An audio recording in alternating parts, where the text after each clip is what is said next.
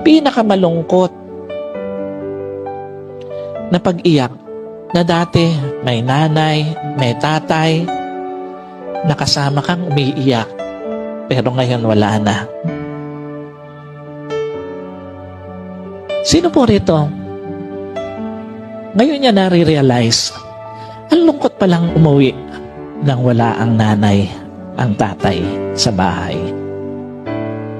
Sino po rito ngayon niya nare-realize na ang lungkot palang kumain na dati kasama mo yung nanay mo, kasalo mo yung tatay mo, pero ngayon wala na.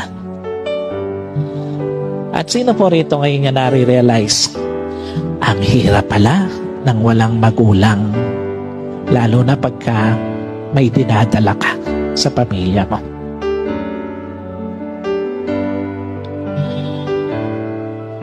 Sa lahat po ng mga anak, time will come. Uuwi ka, wala na magulang mo. Kakain ka, hindi mo na sila kasalo. At iiyak ka, wala ka nang maiyakan na nanay o tatay.